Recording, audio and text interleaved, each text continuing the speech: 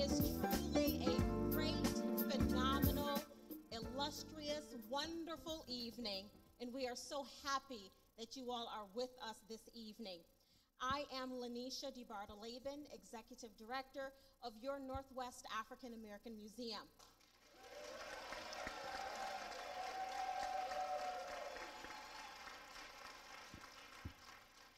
On behalf of our board, our staff, and our members at the Northwest African American Museum, as well as on behalf of Reverend Dr. Robert L. Jeffrey Sr.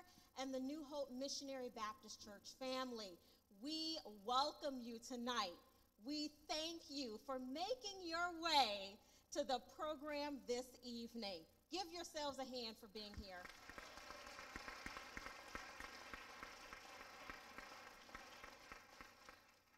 This really is a special evening, and it's the result of a partnership, a three-way partnership between the Northwest African American Museum, New Hope Missionary Baptist Church, and Elliott Bay Book Company.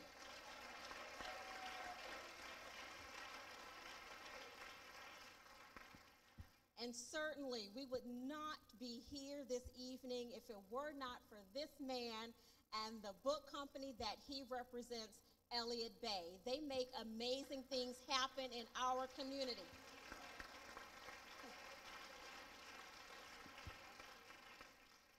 So we are here to say thank you for coming. We are here to say welcome. We are here to say enjoy yourselves this evening for the conversation of conversations tonight. We are truly in times that need conversations like this in our community. So we thank you for choosing to be with us this evening.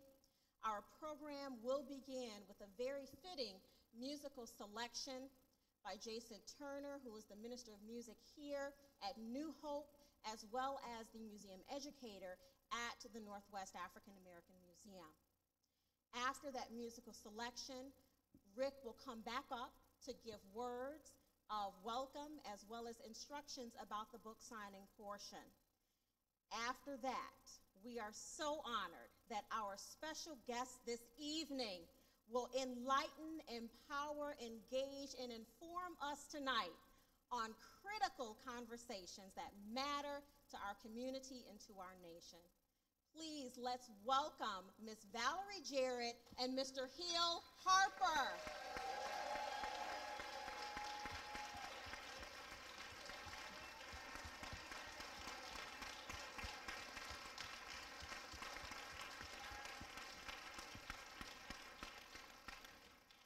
So to set our minds in order for the conversation we'll hear with Ms. Jarrett and Mr. Harper is Mr. Jason Turner. Thank you.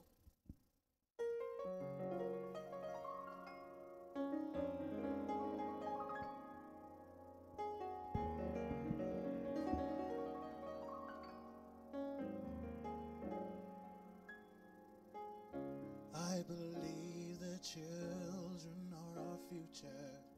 Teach them well and let them lead the way. Show them all the beauty they possess inside. Give them a sense of pride to make it easier. Let the children's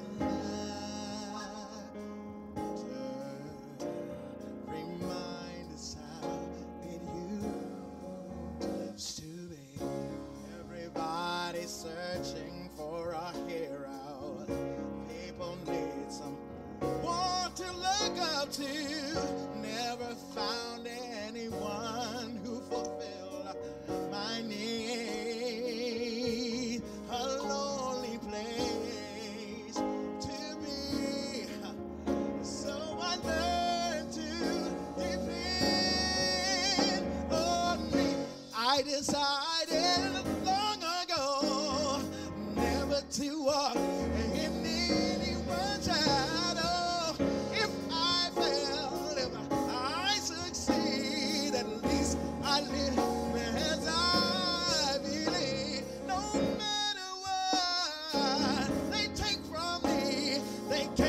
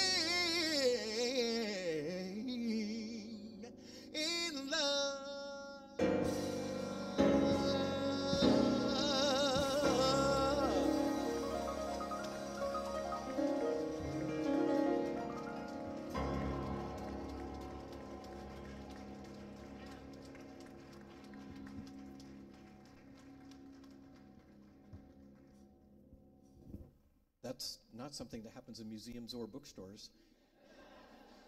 It's not easy to come up here after that. But just to say thank you to Lanisha, thank you to the people here of the church, thank you to everyone from the museum for Elliott Bay. We're delighted and honored to be here doing what we are tonight. And I'll do one little, the technical part of which is that when this evening concludes, there will be a book signing. Both Ms. Jarrett and Mr. Harper, Mr. Hill will be in the line will go out from this door where Terry is standing, and out this way and up the aisle, and you'll get a chance to meet and have books signed. And in the interest of time, you can have pictures taken but not posed, sort of the selfie kind of pictures. But while you're getting your book signed, you can get your photographs taken, and we'll help with that. To say that, as many of you know, I guess there was some weather delay, but there was a recent visit to the area by an author named Michelle Obama, which, because Seattle doesn't have an arena, we didn't get to have it here, but it was in Tacoma. That was recent. And in 2006, some of you I know here were at an evening in Benaroya Hall when Senator Barack Obama came for the Audacity to Hope, what was his largest audience of that tour. And obviously that tour and that book helped set certain things in motion. Tonight you're going to get to hear the story of a woman who's certainly been part of all those stories, but her own story is quite compelling, and that's in the form of the book, and it'll be in the form of the conversation that's about to happen. And the person who's going to do that, and we'll say more about her, is Hill Harper, who is known to many, probably most of you. I'm a book person, so I know about his books, but his acting in in the early Spike Lee films, and films such as Beloved and Loving Jezebel, and more recently shows such as CSI New York, and most recently The Good Doctor, central role.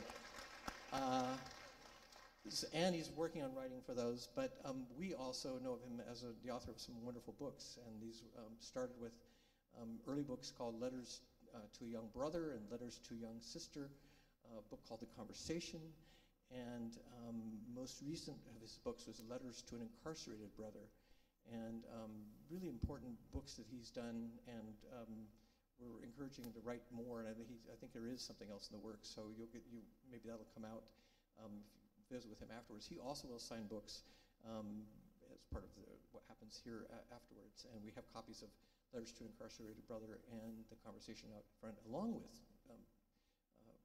Ms. Jarrett's book, which is a great book to read, and it's the time of year of Mother's Day and Father's Day coming up, so think those thoughts as well. Anyway, with that, please join in welcoming Hill Harper, who will do the. Thank you so much. Hey, everybody. Hey, Seattle. It is great to be here. I've been spending a lot of time in Seattle, and I've been wondering where all the black people are, so now I see where they are. They're right here. So that's good. Good. Tonight is a celebration, and this is a celebration of this amazing woman right here. You know, it's more than just signing, and it's more than just a conversation. And I'm here to say thank you to her, and commitment in her life to public service, to making this country and this world a better place, and taking time to actually have a conversation and talk with us so we can learn some things. And you know, just mentioned then Senator Obama's visit here, and if you were at that speech, most likely during his 2006, 2007, his go-to Dr. King quote was, the arc of the moral universe is long, but it bends towards justice, and then he would say, but it doesn't bend on its own. You know, he would say that at every speech, so you learned it quite quickly if you went to enough of them. The beautiful thing is she is the bender, right? And she's the person doing the bending. And what's also amazing about her is that I'm gonna read the technical things of her bio here, because it's so long that I couldn't memorize it, but it's important that we know from where she came and all the things she's done. But one thing I want to sort of inform this conversation is in many ways, and I just want you to think about this in a way. In many ways, as powerful as the office of the presidency is, her office was actually more powerful. And the reason why is because she was the gatekeeper. Our 44th president only knew the information that she allowed him to hear. So what's interesting about that is when we really break down power and power dynamics, if the information stops or the decision is made here and what's transferred there, and therefore a decision is made based off this information, who actually is controlling the information and the power? It's a very interesting thing. Let that inform some of our conversation. So Valerie Jarrett was the longest-serving senior advisor to President Barack Obama. She oversaw the Offices of Public Engagement and Intergovernmental Affairs and chaired the White House Council on Women and Girls.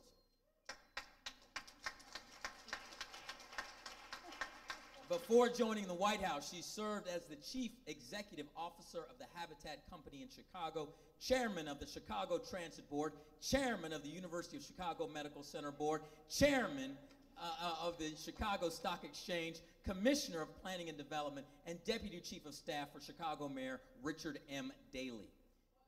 Jarrett has received numerous awards and honorary degrees, including Time's 100 Most Influential People. She received her AB from Stanford University and her JD from the University of Michigan Law School. She is currently a senior advisor to the Obama Foundation and Attention, or ATTN, as well as the boards of Ariel Capital Management Holdings, 2U, and Lyft, which just went public a week or two ago, so she's rich now. You know, all that public service don't make you rich, but being on the board of Lyft does. Okay. She is board chair of When We All Vote, co-chair of the United States of Women, and is a senior distinguished fellow at the University of Chicago Law School. Give it up for Valerie Jarrett. Thank you. Thank you, Hill Harper. Thank you, thank you. What a welcome. Okay. Oh, my goodness. So I want to dig in a little bit with some questions. I kind of want to lay some groundwork, and then we're going to come out to you all for some questions as well, because we want to make this a real discussion. Valerie, could you break down for folks who may not know your history growing up, particularly being born in Iran, first 5 years in Iran, and how that informed your view about life, and also as we move through, you were a very goal-oriented person, right? And you made lists and goals and things of that nature. Did that come from family, or did that come from just who you are? Well, thank you, Hill. Thank you for that lovely introduction and the warm welcoming. I really cannot tell you how much I am looking forward to our conversation this evening.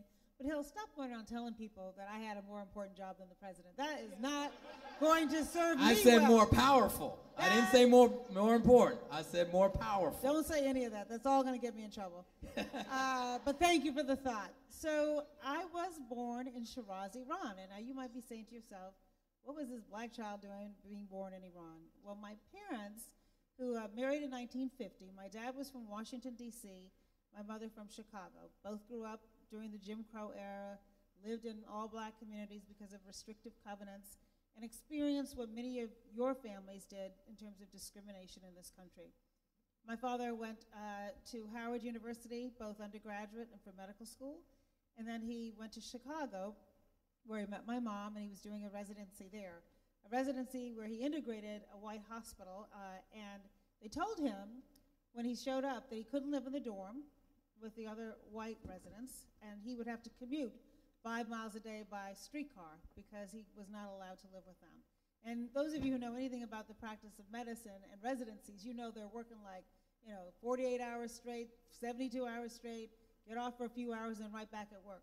They also told him he had to walk in the back door. And he was like, no, that's a bridge too far. I'm not going in the back door. And so he showed up at work the first day. He walked in the front door, and everybody was like, but nobody did anything. And then the second day when he showed up at work, all of the black folks who worked in the hospital, the orderlies, the nurses, the staff were waiting outside in the front entrance for him. And they all walked in the front door.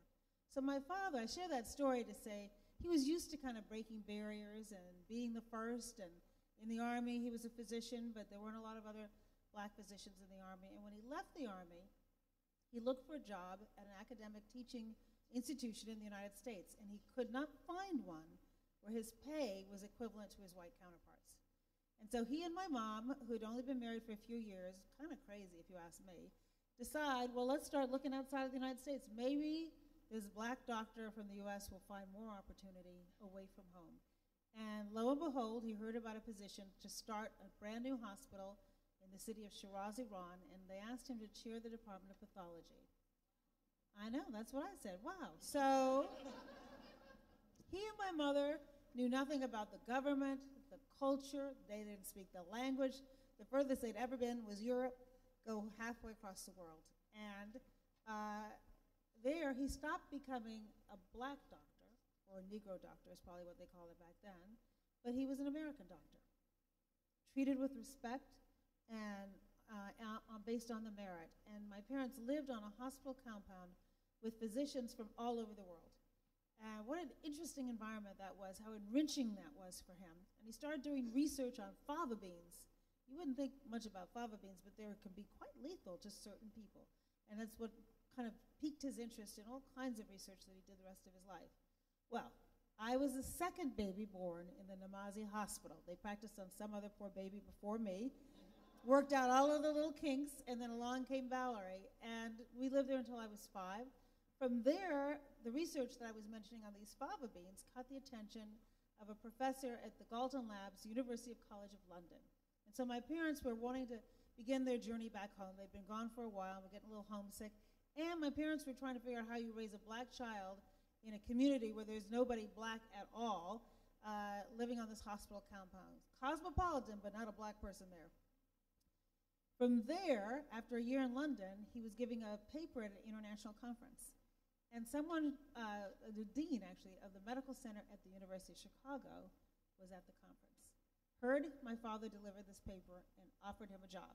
And so they moved back to Chicago. And he used to say to me my whole childhood that sometimes the shortest distance to where you want to go is the longest way around.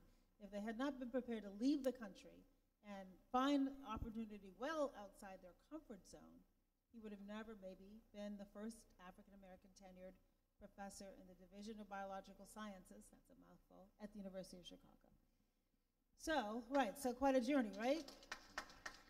But what I learned, I think, having spent those first 5 years in Iran, was in a sense, I was born across the color barrier. So what was happening in the United States where, for example, I talk about the struggles that were happening while I'm in Iran, enjoying the benefits of freedom and excellent education and respect of my parents, you have people here who are struggling. And Brown versus the Board of Education was approved by the Supreme Court the year before I was born. So desegregation of our schools was just beginning. And so we come back here, and suddenly it's culture shock for me. But what I learned in Iran were 3 things, basically. Number 1, I could walk in a room and find something in common with anybody. Because I was used to playing with kids from all over the world. I was speaking English, and I was speaking French, and I was speaking Farsi, all in the same sentence, and mishing it all up together. But that's what kids do. They play with one another. And if you're in a setting where it's safe to explore people who have different backgrounds than your own, then as a kid, that's what you learn. The second lesson I learned, an important one I thought, is that people who have not lived outside the United States don't always appreciate the United States as much as they should, right? And whether it was the fact that my mom had to peel everything I ate and boil everything I drank and worried about diseases that there were no cures for, or our civil liberties that we have here that sometimes we take for granted.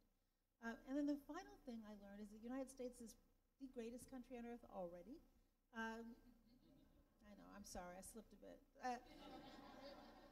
It's not the only country, and that we can learn a great deal outside of our shores. And so those early years, Hill, I think did shape my perspective on the freedoms that I took for granted that other people were still struggling for, as well as where we fit in the world order.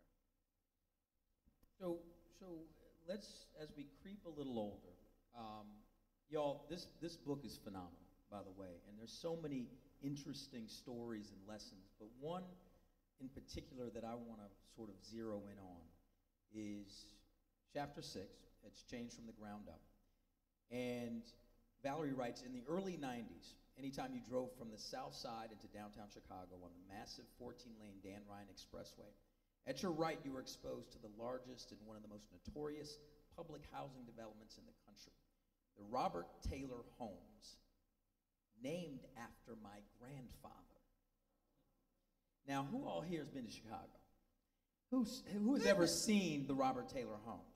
Okay, and this is interesting. She says, as chairman of the Chicago Housing Authority, my grandfather had championed plans that he believed would do exactly what he set out to do. And as I grew older, my mother helped me understand that the Robert Taylor Homes were the epitome of all my grandfather had stood against. Isolated concentrations of very poor people warehoused with no support services in the buildings that literally stood out like sore thumbs in Chicago's landscape. See, it's fascinating to me that this extremely famous, notorious housing project is named after your grandfather. Can you talk about that connective tissue and what that meant to you and how that impacted your desire for public service? Yes, so even when you were saying the words, Hill, it kind of made me cringe because I was at the opening of the Robert Taylor Homes. I was 6 years old. I was there with my mom, my grandmother, my aunt, her children, my father, and it was such a mixed emotion because for the families who were moving out of horrendous tenements into these brand new high-rise buildings, this was a path up for them, right? But I overheard, and I remember as a child, my mother and my grandmother talking about how that was the opposite of what my grandfather had envisioned.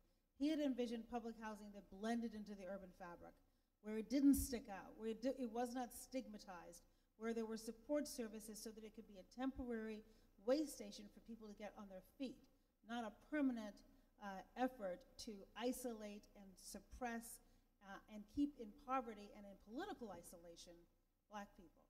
And when I would sit in my grandmother's little front room and listen to the news as a child, we watched the news at 10 o'clock in Chicago, and they never said anything good about the Robert Taylor Homes on the evening news. And I would look at my grandmother's face and watch her wince and wonder, like, how could this have happened? It was named after my grandfather after he died. And Mayor Richard J. Daley, I think, thought he was doing him a big favor by naming this huge development when it was brand new after him, but it decayed almost immediately because there were no support services. There was no access to jobs. There was no investment in economic development and good schools and parks and recreation and security, and the law-abiding citizens who lived there lived in fear. And so when I started working for the city of Chicago, I went in there leaving a big fancy law firm where I was bored to tears, I will honestly confess to you. And Harold Washington, the first Black mayor of Chicago, had just been reelected, and I had a great friend who said, "You are miserable. Why don't you join city government? You'll feel a part of something bigger than yourself."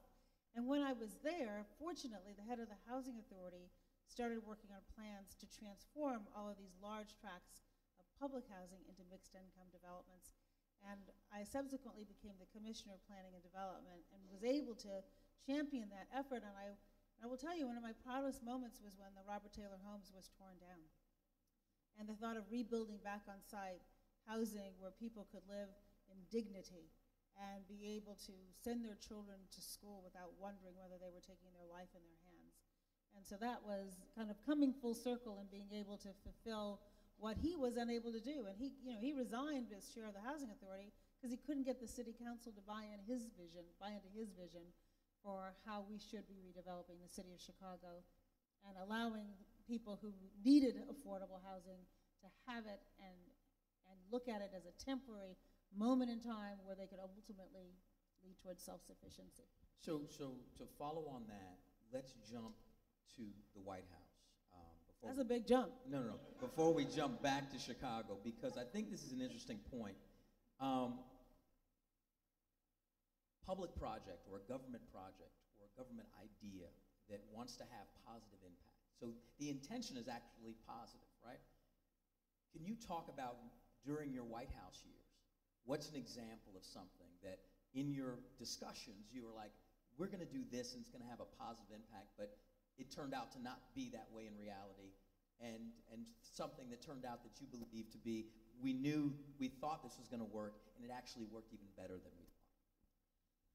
Well, I think the best example of where we tried to do something bold that 7 presidents before President Obama had tried to do and failed, that we thought was what would position the United States and the people who live here to be healthier into the future, was the Affordable Care Act. And I have to tell you, I never understood what was wrong with wanting to have a health insurance system that was fairer, where people with pre-existing conditions, 1 in 2 Americans that would be, didn't have to worry about being discriminated against or have their premiums jacked up or the deductibles jacked up because they had asthma, or if they were childbearing age, or they have even something more severe. You shouldn't have to worry about your health care. You shouldn't have to choose between putting bread on the table and paying your rent and taking care of a sick child or a sick parent or yourself. And so that's what we set out to do. And look, there are lots of reasons why it's hard to get things done in Washington, but we modeled our bill after what Governor Romney had done, a Republican governor, in Massachusetts, and it enjoyed bipartisan support. And we took some heat from our own party because we didn't do a public option, or Medicare for all, which is being discussed now. But we did what we thought would get us bipartisan support. And President Obama always felt when you do big, bold things that are going to require a shock to the system, and Social Security experienced this, Medicare and Medicaid experienced this, you have to try to get as many people on board as you can, because they're going to have to be uncomfortable, and they're going to have to change. And even when it's changed for the better, it makes people anxious. And we could not get a single Republican vote. And we tried everything we could. We made 200 amendments to the bill. We took heat from the more progressive side of our party because we weren't doing what they wanted. And they simply wouldn't go along with it. And I will say there were many people who said to President Obama, you know what, bridge too far. You're burning through your political capital. And he'd say, well, what's the point of having political capital if you're not going to use it for something that's good for the American people? Which means, as a president, you have to take the long view. And you also have to be prepared to take some criticism in the short term. And you have to be prepared for people to not understand why you're doing this. And that's what leadership is all about. It's not a popularity contest. It's making tough decisions where you put your short-term political interests ahead of what is good. You do not put your short-term political interests ahead of what is good for the country. And that's what we did there. But one mistake we made is that we were so busy trying to get the policy right that we forgot to tell the story. And we lost the narrative. And the Republicans came in and started talking about death panels and all kinds of other stuff. Nobody knew what a death panel was, but you knew you didn't want one, right? And we had to really, really work hard to try to bring back the narrative. And so one of the lessons I learned is that you got to be able to tell the story and keep people in the loop and get out ahead of the nonsense that you hear swirling that we should have learned far earlier. First time somebody said President Obama was not born in this country, I said, well, that's nonsense. Everybody knows he was born in Hawaii. Hawaii is part of the United States. And we ignored it. And then what happened? A whole birther movement grew out of that. Same thing, President Obama is a Muslim. Not that there's anything wrong with that, but he didn't happen to be a Muslim. More and more people believed it. And so I think part of the challenge, Hill, was trying to do something bold and important and significant that could be transformative at the same time as you're getting headwinds from people who just don't want to say yes to anything. And that was very frustrating. But I will say the night that the Affordable Care Act passed was a mighty great night. And I had gone home to watch it on TV because it was late and I was tired. And one of my colleagues lived next door across the hall from me, and she came over in her pajamas, and we had a big bowl of popcorn, glass of wine, I'll confess to you, sorry, Pastor, but we had a little glass of wine. And President Obama's assistant called on the phone. She said, Valerie, President Obama would like everybody who worked on the Affordable Care Act to come back to the White House and watch it together, from the vice president to the junior-most person on the staff. And I said, Katie, you know what, I'm good. I'm tired. I got my pajamas on, glass of wine, popcorn. I'll stay here.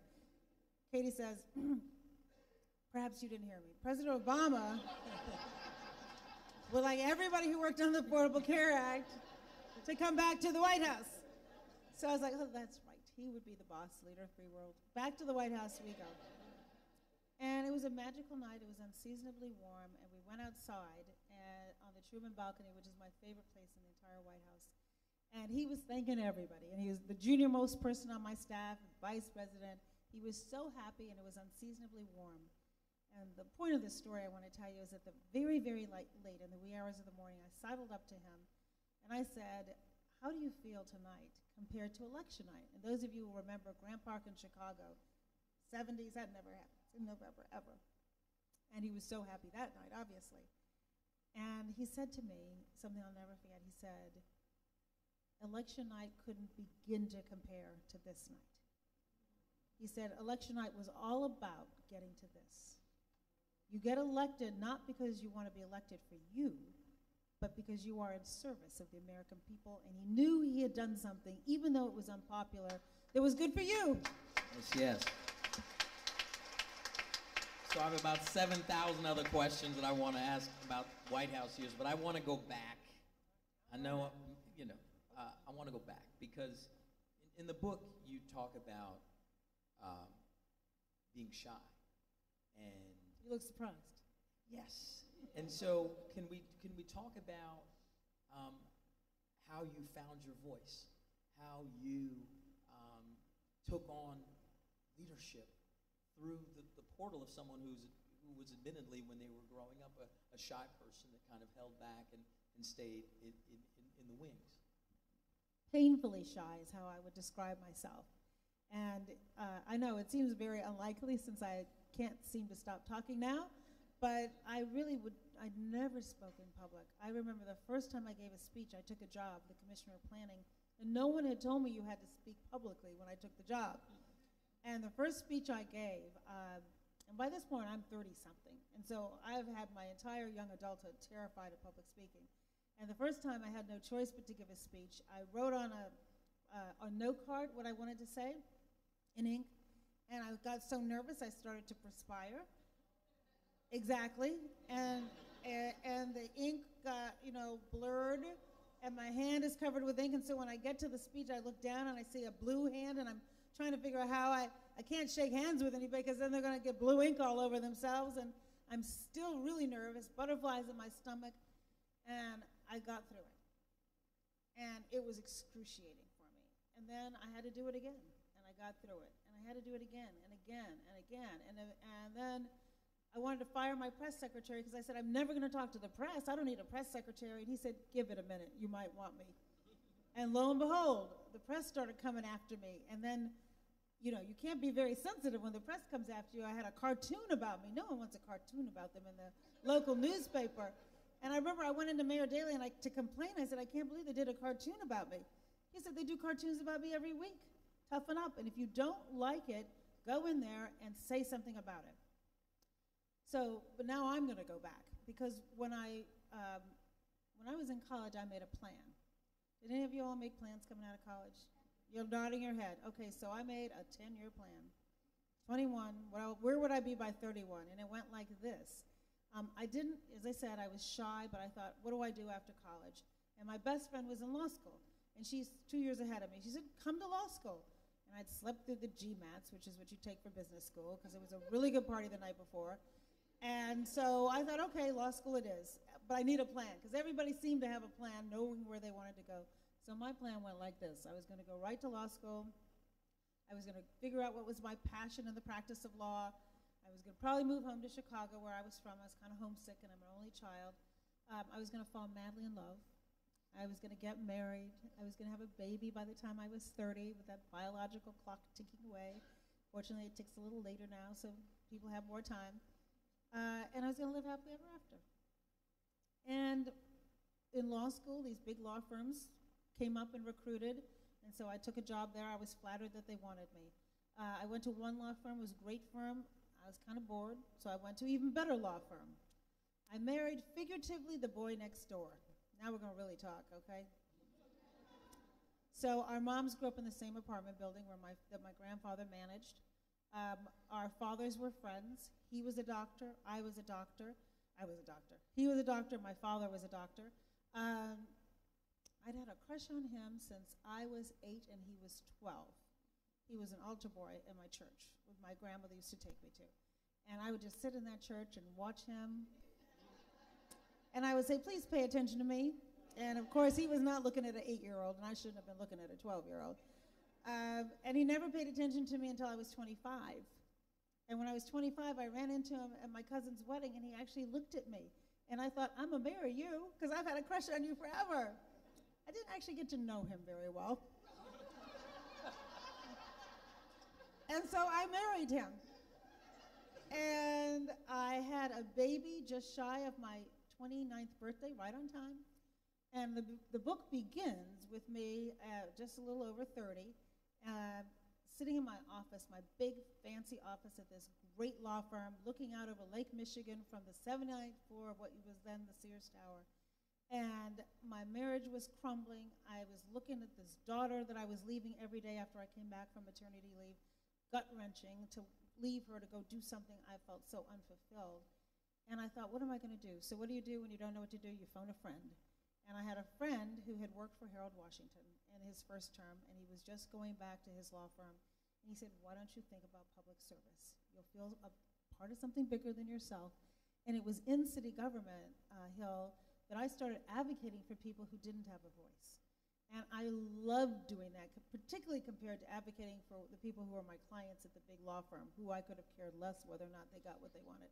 But I did care about the city of Chicago. I mean, I was negotiating like casualty clauses of loan agreements, and when force majeure, if something terrible happens, who could care less about that, right?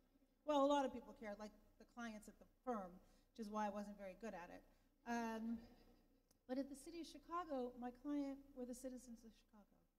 And I grew up in this family of service where people did give back to the city, and I thought, I can go in there and use my voice to fight for the people who don't have a voice. And I love doing it. So that's how I found my advocacy voice.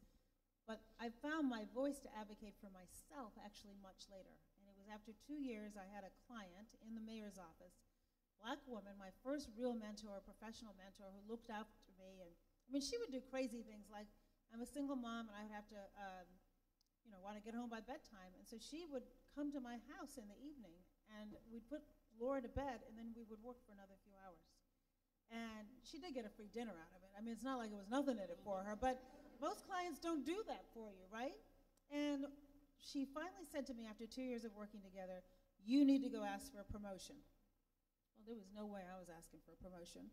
And I said, that's ridiculous. When the head of my department thinks I deserve a promotion, he'll give it to me. She said, well, that's ridiculous. He's not thinking about you. And in fact, ask for a double promotion. Your boss should be reporting to you. I really thought she'd lost her mind. I'd never heard of such a thing. Shame on me. And only after I was afraid to see her, because she kept going, did you ask, did you ask, did you ask? I finally thought, let me just get this over with. And I know he'll say no, and then I can go back to work. And then I go into my boss, and I make this long pitch, because I wanted to have a reason. So I had written again on that piece of paper why I thought I should get it. And he looked at me, and he said, okay. I know, that's what I said. That's what I said. So I said, well, there's an empty office up in your front suite of offices. How about if I move in there? And he said, now, Valerie, settle down. You're like 12th in line in seniority. You can't move up to the front. I said, you don't have a woman up there. It looks bad for you. And he goes, I'm fine. I have my progressive bona fides. I don't need to have a woman up there. So then I was like, well, how about if I just move in? And then when you decide who you want to have the office, I'll move out. And he said, nah. And I was like, I skedazzled out of his office. I packed my bags. I moved in. I never moved out. Yes, yes. So, shortly after deciding to pivot to public service, Mayor Washington dies. He sure did. Broke my heart. Yet you decided to stay. And I want to make a connection and have you talk about this, because this is interesting to me. You know, we have these superstar mayors that Maynard Jackson, Harold Washington. We know that they were activist mayors in making sure that they helped build black businesses and create black wealth.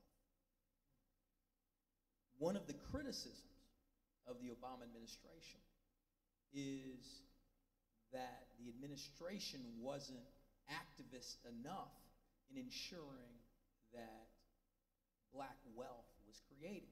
Some people argue that Bill Clinton's administration made more black millionaires than Barack Obama's administration. The taglines such as that. So coming out of an environment or a city where you experienced firsthand activism in creating that connection of government to business and making sure inclusion and wealth is created, how do you respond to that criticism? And some of the criticism is that, well, President Obama was so concerned with making sure that every T is crossed and the image and not wanting to ever be perceived as doing something in favor of someone. But the problem being that if you're going against folks where they're willing to sink the ship to kill the captain, it's very difficult to operate in that I'm going to go high while they're cutting my legs off. Interesting question. Okay, so first of all, I don't think Bill Clinton actually made a whole bunch of black millionaires. Let's just say that. What he did have is a very good economy. And so everybody did well with a good economy. What President Obama inherited was an economy where the banks were on the verge of complete collapse, which would have translated into the entire world economy going into the tank. And so when he took office was 4 months after Lehman Brothers had gone into bankruptcy, and that's what triggered this downfall. And so he comes in with the car in the ditch, and he's got to try to pull the car out of the ditch. And we know that when America has a cold, the black community has pneumonia. And so the unemployment rate in our country in the black community was twice what it was in the general population, and we were losing 750 to 800,000 jobs a month when President Obama took office. And so he had to immediately go in and stave this, cascading downwards, starting with saving the banks, passing the largest stimulus package that had ever been passed, that had a lot of money in there for state and local government, where a lot of people of color work, who would have lost their jobs had it not been for the stimulus package, a stimulus package that the Republicans did not want to pass, and they certainly didn't want what was in there for state and local government. So I say that as just the backdrop context to say that the unemployment rate under President Obama dropped in half in the general population and in the black community. And so, but when you start out 10 yards back because of an economic collapse, well, most certainly, I am sure that there were not a lot of millionaires and billionaires created, period, over his period of time, let alone in the black community. So I think we just have to be careful about what we use as a test for success. Now, what is fair to say is that he was not just president of black America, he was president of the United States of America. And he was in partnership with a Congress led, with substantial Republican leadership, where he needed a supermajority to get anything done, which required Republican votes who were not interested in doing anything that was helpful to the black community. And there are enormous limitations, which I didn't fully appreciate. When you talk about who has the power, President of the United States alone cannot do what, for example, he could do as a state legislature, where when he worked in when he worked in Springfield, Illinois, he called in all the investment banks, and he said, I want to make sure that you are doing business with black people. And he couldn't do that as president. It's actually prohibited. So there were a lot of ways that his hands were tied behind his back in terms of using the power of the office to direct, say, let's invest in black-owned businesses. But what we could do is, for example, pass legislation that allowed us to help small entrepreneurs through the Small Businesses Administration. That disproportionately helped people of color. The Affordable Care Act disproportionately helped people of color because we were underinsured. The effort that we put into creating an atmosphere where college could be more affordable. The enormous amount of money we put into supporting HBCUs disproportionately helps people of color. So my point here is that he had to finesse it a bit. He couldn't just say, this is my black agenda, please support this, because he wouldn't have gotten any congressional support. But what he could do was talk more generally about ways of helping people who have been traditionally left behind and partnering, so it wasn't just the black community, but it was white people from Appalachia too were uninsured and underemployed.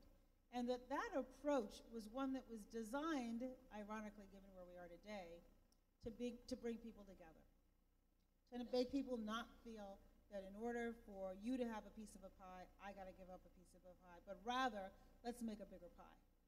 And let's focus on what we have in common as opposed to what our differences are. And so it is particularly dispiriting to see the toxicity in the atmosphere today, which is designed to separate us and make us feel as though we aren't our brother's keeper, we aren't our sister's keeper.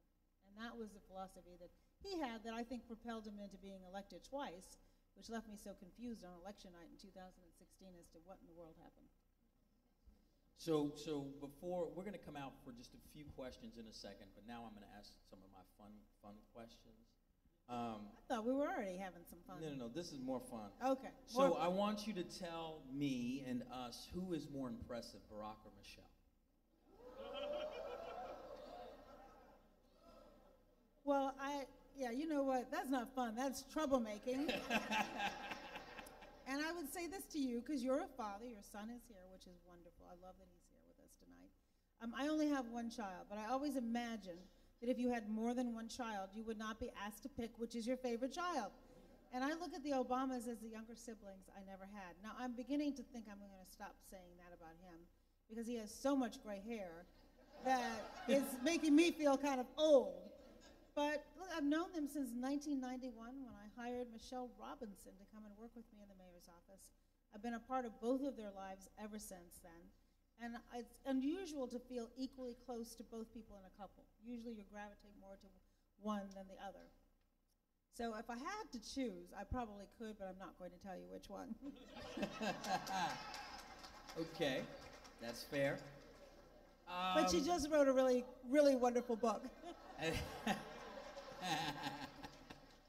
Okay, what was your most frightening moment in the White House? Every single day. I was terrified. I would wake up scared to death every single day. I mean, we've been joking, but I just want to say one moment in seriousness, that to serve in the White House for the President of the United States, who is like my younger brother, and for whom I have so much respect and love and admiration. I was just, and knowing that I had been brought up to think you have to be twice as good, you have to work twice as hard, you have to have luck going your way. With that as a backdrop, I was just terrified every day because I knew there was no margin for error. He was not going to get a pass. And if I messed up and hurt him, I knew I wasn't going to get a pass either. And so there was fear in the air all the time. And I think that's part of being a first, is that you know that not only are you going to be judged by a very high standard, but that the people who come after you are going to also be judged by your behavior. So the fear factor was present all the time. My show's on ABC, and the number I love your show. You know that too. The number one new comedy on ABC last year. We're the number one drama. The number one new comedy was a show called Roseanne. And you knew he was going to go there, didn't you? Roseanne made a comment about you, and obviously it must have come out of the blue. Can you talk about that moment? My perspective is a little different, just because Channing Dungey, who many of you would not even know who she is, she's a black woman who is the president of ABC.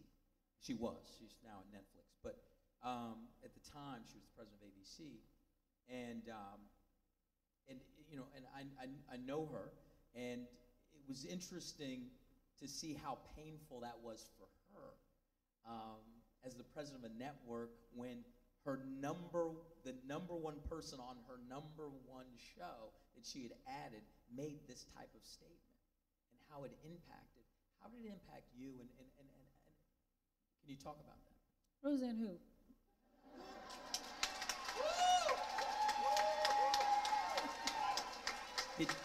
Did you talk to Channing at all? Pardon me?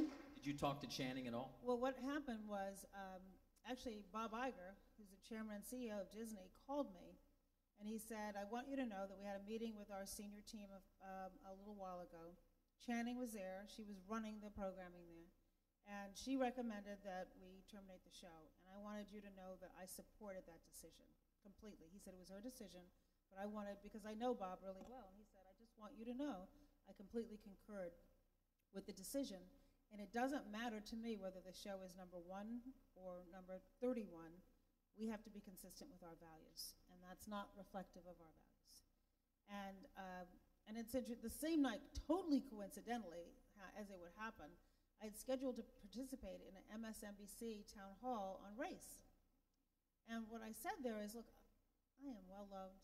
I am fine. I put myself in the arena, and so you do that knowing that there's going to be a certain amount of attacking that comes your way. I would like to think that we could not attack one another. If we have a disagreement about policy, we could all sit down and talk it through. And it's unfortunately we're in a climate where that does not happen as much as it should, and people do resort to name calling, which I think you should give up at about age 3. But that's the environment that we're in. But what I said, look, I'm not worried about me. I can take it. I'm worried about the people who are suffering both blatant and even subtle examples of racism every single day in their life. And so whether it's, a young group of teenage boys walking down the street and they see a woman on the other side of the street clutching her purse. Like, what message are we sending to their boys about their value? Or girls who I know I grew up with who are walking around a department store shopping and nobody's following their white friends from school, but they're following the black girls from school. Again, what are we doing? Or in our community, the talk that we have to have with our boys of color before they have any interaction with the police, and say to them, you have to behave one way, even if you're in a car with your white colleague who is acting up and talking back, you can't do that. Again, what does that do to the heart and the soul of our children? And so that's really the conversation I think we should be having in this country. And so tweet is a teaching moment to begin a bigger conversation. And I'm just hungry for us to get to the point in this country where we can really start to talk about why it is that we can't see each other through our merit and our character and our integrity, and why we have to look at each other through the color lens. And we are nowhere near where I would hope we would be by now. My parents, right? You would agree, I think. My parents,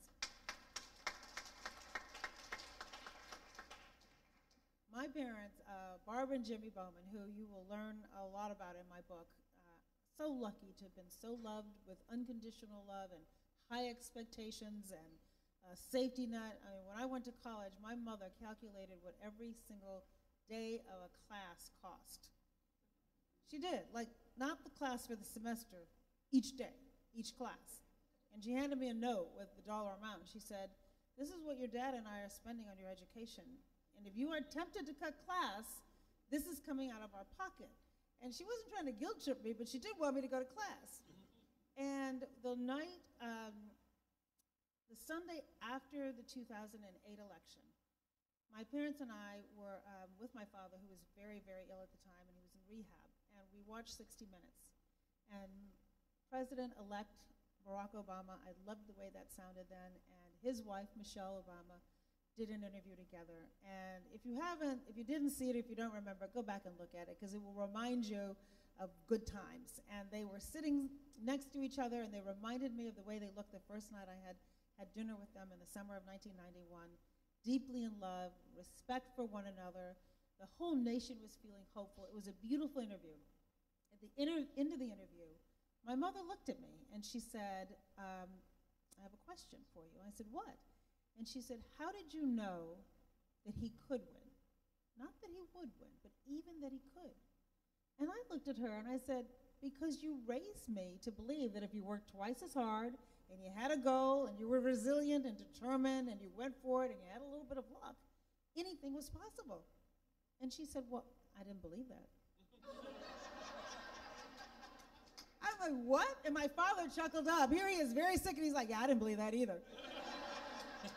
And I realized, and I guess this is the point of my story, they had raised me aspirationally, not as their reality, but as the reality that they hoped would be in store for me.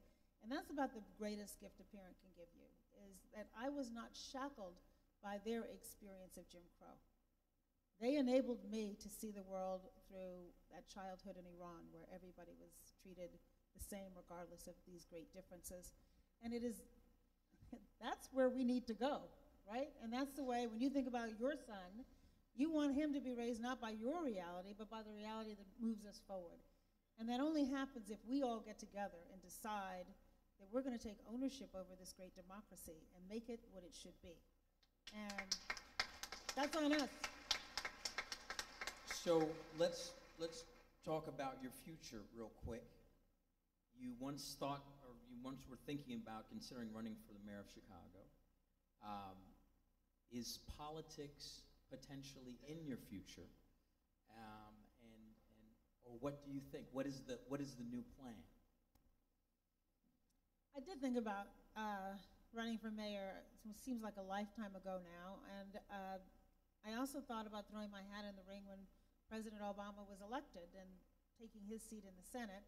And as he said to me a few weeks ago, aren't you glad you followed my advice when I told you to come to the White House and not go to the Senate? And I said, yes, I would have been miserable in the Senate. I think at this stage of my life, what I'm most interested in is helping the next generation.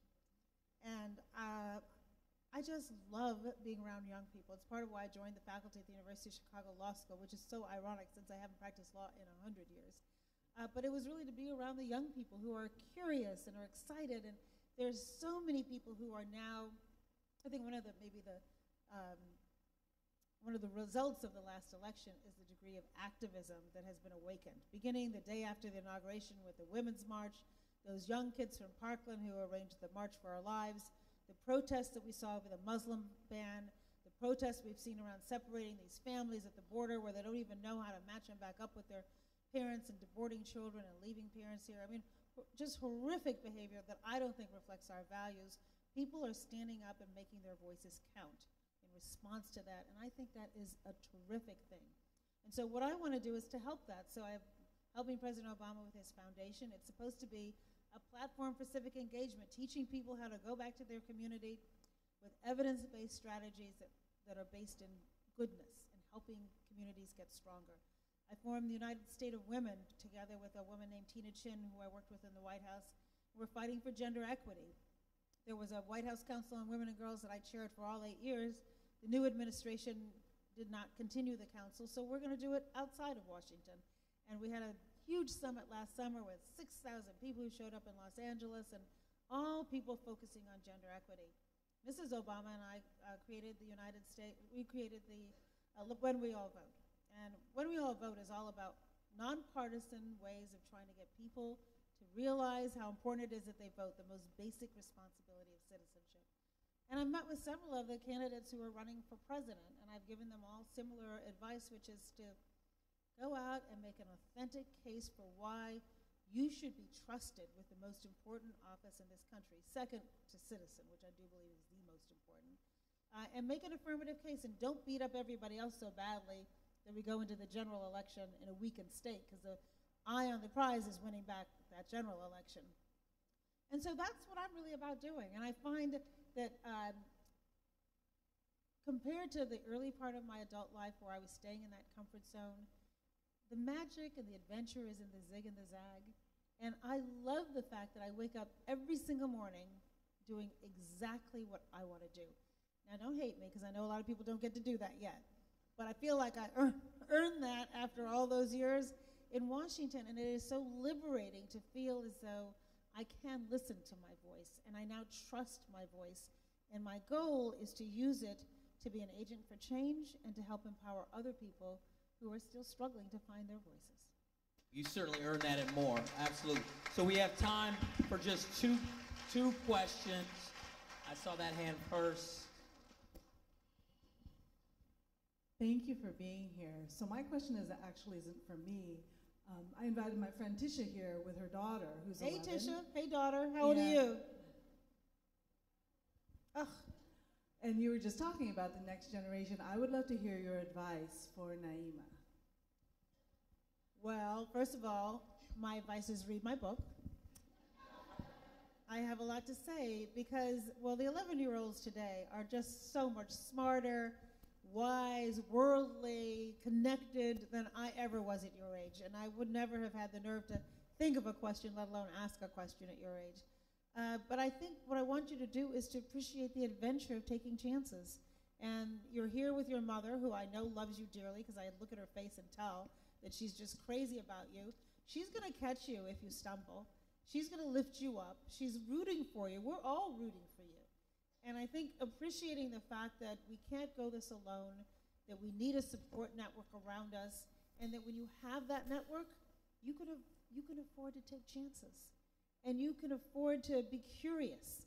And you can afford to talk to somebody who looks at the world differently than you do, because you're going to learn something by their perspective. And even if they don't change your mind, you're going to be better equipped to know that your position is right, having been pressed by somebody who has a different view. So my advice to you is to be curious, look at life as an adventure, recognize that there are going to be ups and downs, and that when you hit a down, that's just one moment of one chapter.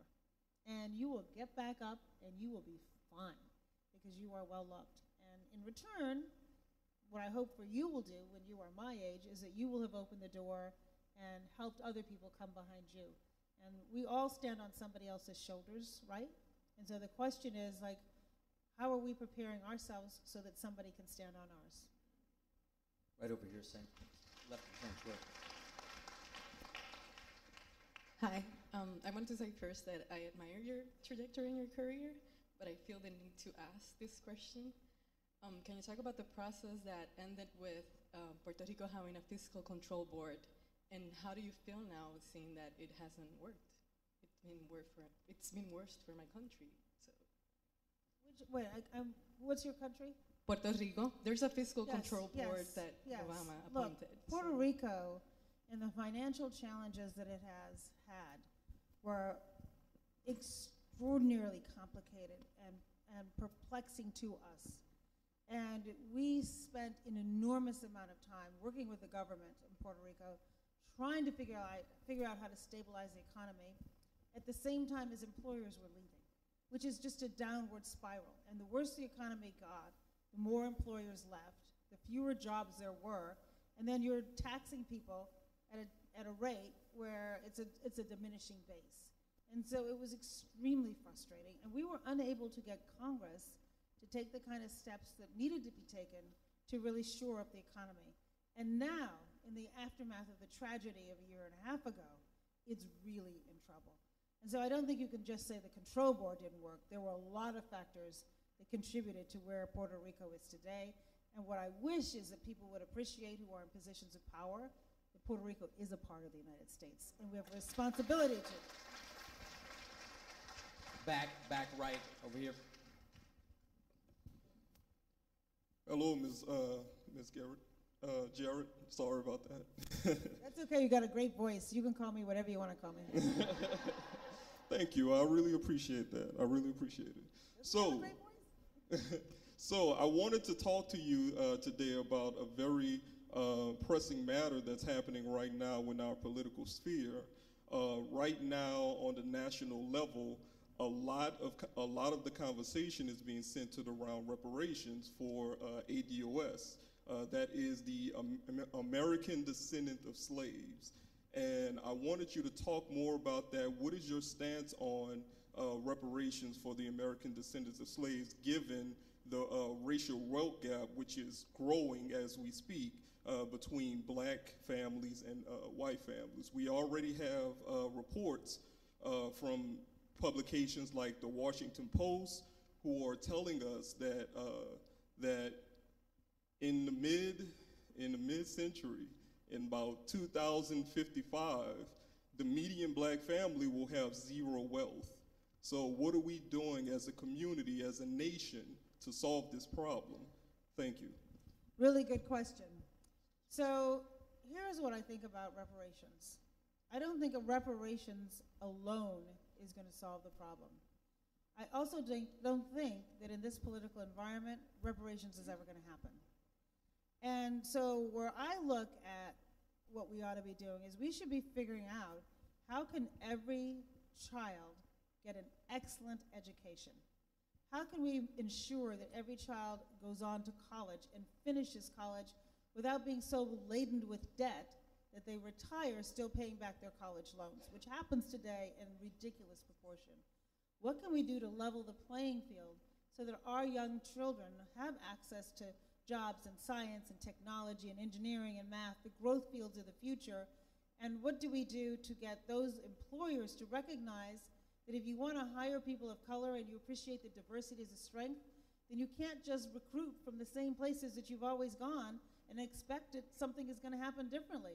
How about go to where the people are? I mean, I was in Silicon Valley maybe 3 years ago, and I said, who recruits at HBCUs? That's where they are. Go there and work with them if you think that the curriculum should be changed so that you're training for the marketplace. And so I say all this to say that I think our children can compete and excel if they are on an even playing field. Just handing them money isn't going to level the playing field. And so I'm looking for more systemic ways of improving our condition than reparations. But if you say, are we owed something for what happened in slavery? Sure we are. But I'd rather give my child a good education. Okay, these are definitely the last two, you guys. One over here on the left, and then, yes. Good evening, Ms. Good Jarrett. evening. First of all, thank you so much for coming, and thank you for all that you've done in service for us. So my question is, if you were given the opportunity to counsel the current administration with... Don't wish that on me. With the stipulation that they actually had to follow through on the counsel that you gave, what would that be?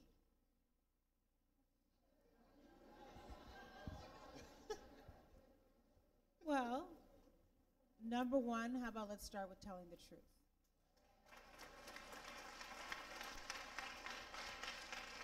Our children are watching. We want them to look up to our leaders. Just like I left my law firm because I didn't think my daughter would ever be proud of me, we need to make sure that the people who are in the highest places are behaving themselves in a way that they're earning the respect of not just us, but our children. Because our children will model that behavior. It's part of the problem that we're having right now.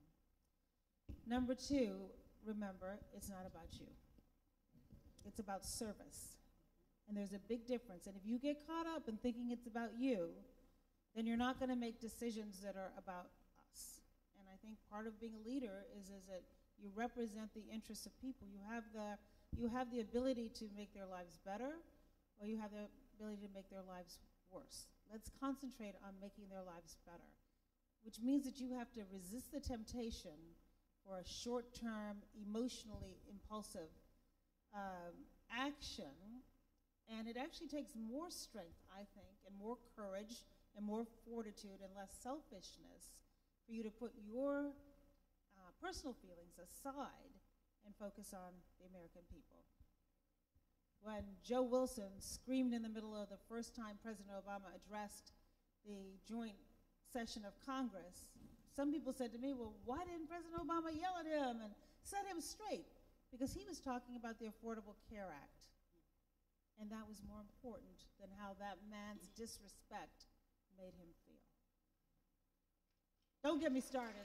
Don't get me started. I'm going to stop with that. Last one. Yes. Hello. Good evening, Ms. Garrett. What a beautiful smile. Thank you so much. I'm from Chicago. Hey, what part? I'm from the South Side, Hyde Park. Yes. You're from South Side? Yes. Okay. I've been living here for a while. I always like to say I'm on a guest visitor's pass. Keeps getting extended over time. However, I come from the root and the foundation of civic engagement. I don't think, being from Chicago, you cannot be connected to that. Chicago is the epitome of that. And since I've lived here, I just can't seem to find the same energy, and certainly in the Black community.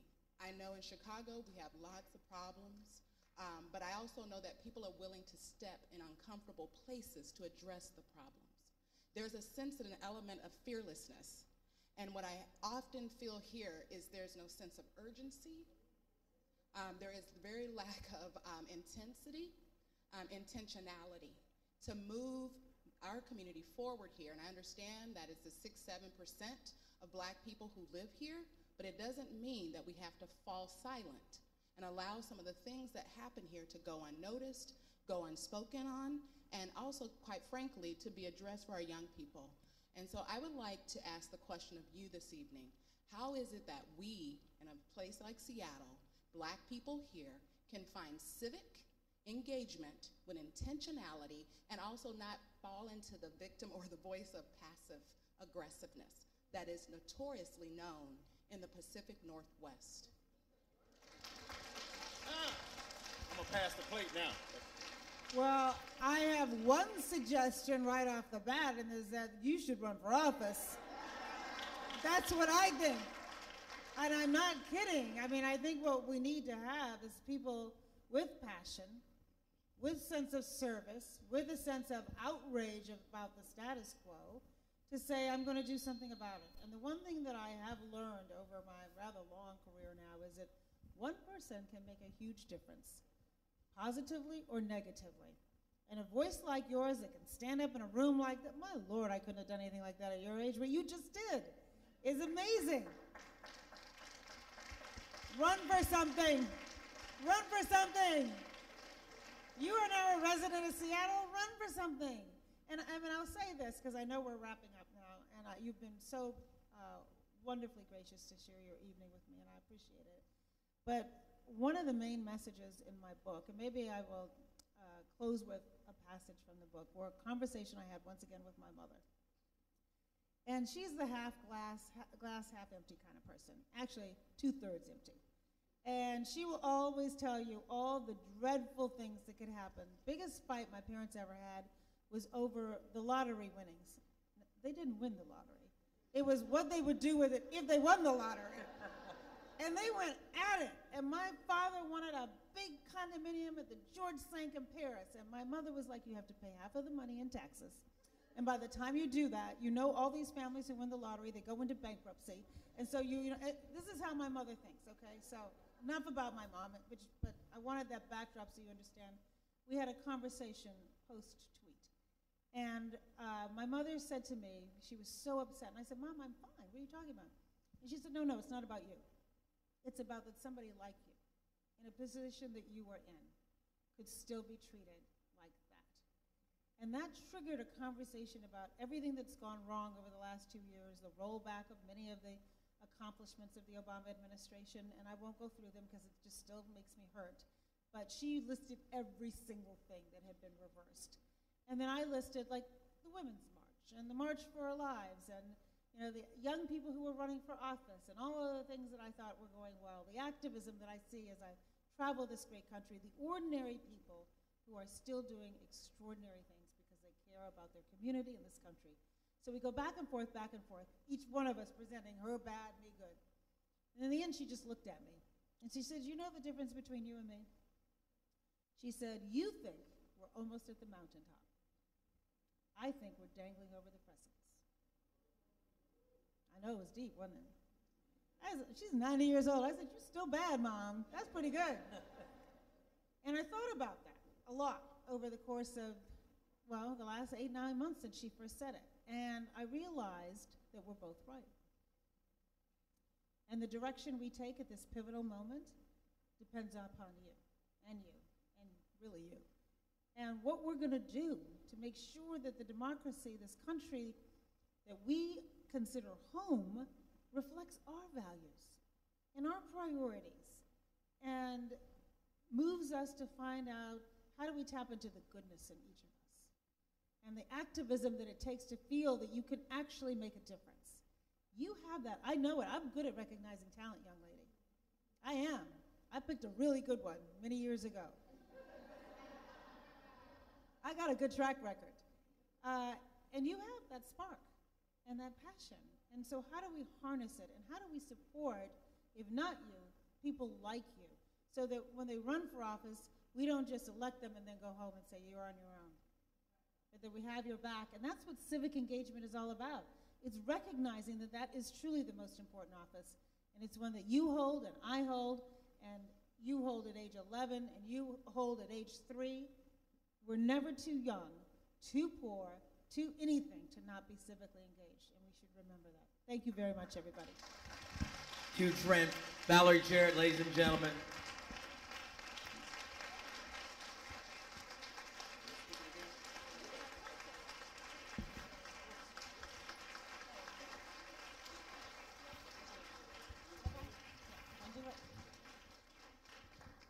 Thank you, Miss Jarrett. Thank you, Mr. Harper. Thank you so much. Yes, thank you. As they make their way into the book signing room, if you all will please sit, we have a few closing important acknowledgments to make.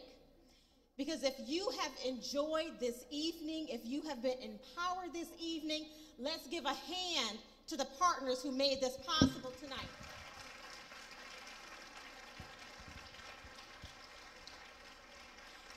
So this year, NAM is focusing on 3 areas of engagement: justice and equity, educational empowerment, and the Black arts. And tonight's program focused on all 3 of those areas of engagement. Tonight's program is a result of an amazing community committee that chaired and organized this program. And I'd like to acknowledge them at this time. Would the planning committee please come forward? And as I call your name, just make your way to the front of the room to be acknowledged. It was chaired by Dr. Terry Hackett.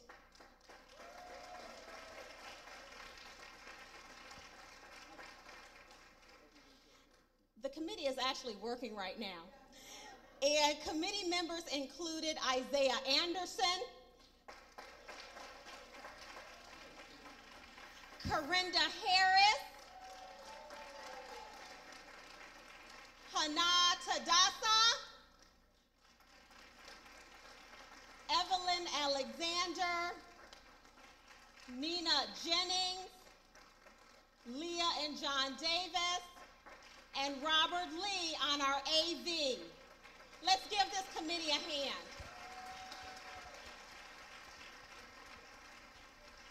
We truly thank them, and we thank the deacons of New Hope Missionary Baptist Church for preparing the church for this evening's program.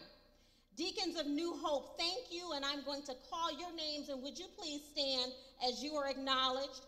Again, it's Deacon Isaiah Anderson, Deacon Curtis Riggins Jr., Chairman Curtis Riggins Sr., Deacon Janet White, Deacon Doris Anderson, Deacon Bill Stillwell, Sister Evelyn Riggins, Deacon Michael Fortson, Sister Sanika White, Minister Annette Jeffrey, and all of the deacons and ministers of New Hope, will you please stand and be recognized at this time?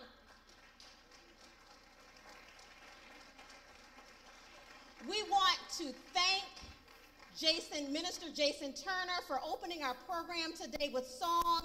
Thank you, Jason Turner.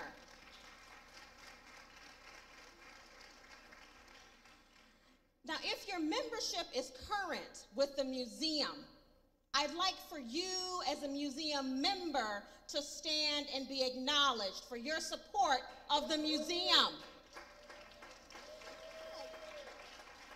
Thank you, museum members, because your support makes programs like tonight possible and accessible to the community.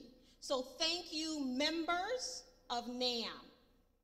And we invite you, if you are not a member of NAM, to please do support the museum by joining at any level to make programs like this happen again and again.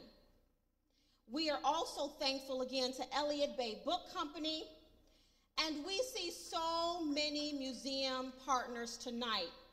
Because of you, NAM is really making an impact in the community in a new way. So we thank you for your support.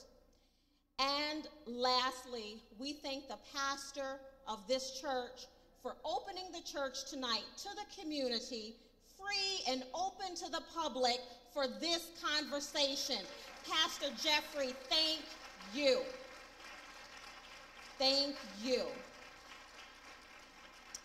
Pastor Jeffrey has been leading the lines of social justice since he arrived here in 1986. And we thank you, Pastor Jeffrey, and we invite you to come up to give the final words this evening before we begin the book signing.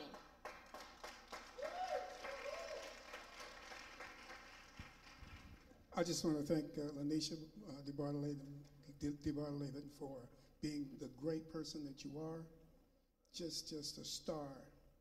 And she's just beginning. She's going to do great things in this city and great things for all of this city. And, you know, the struggle continues. The struggle continues. And the young lady who spoke, there are people in the ditches who are struggling. And this church has been struggling. This church was burned down to the ground because of the struggle. And we rebuilt this building with these people who were determined to stay in the CD. That building that you see down the block, we are building that. When we get through building that, we're going to build apartment buildings. We are doing that here because we're determined to make a statement in the central area. Larry Gossett sitting here is an old soldier. There are soldiers all around this building. But you are right. You're right. We got a lot of work to do. A lot of work to do. But we can't do it fractured. We can't do it divided. We have to do it united. This space is a community space. We don't charge for this space. We let the community have this space. There are all kinds of community meetings going on in this space all the time. And we're proud of that. So whatever you guys want to do, organizing, whatever you want to do, you can use this space. This is a community space. And so we thank you for that. So I just wanted to say that because I think that there are people that I know of who are not here now, who've died. People that I know that were in this struggle and was in this struggle in the 80s, in the 90s, when I came in latter 80s, when we used to have economic rallies. We used to march. We gave out Bull Connor Awards. We gave them to Nordstroms. We gave them to Boeing. We gave them to senators, representatives. There are people who are not here now, who are gone, who are in that struggle. And yeah, struggle continues, but we can't complain. This church right here is building that. We're not complaining. We're not begging for money. We're not asking the city for nothing. We're doing that on our own. Time's out for complaining. Like she said, roll up your sleeves, get in your niche, get in your calling, and don't take no for an answer. And we can do this. God bless you for coming. God keep you. Get in line. Everybody buy a book. Everybody buy a book. Thank you.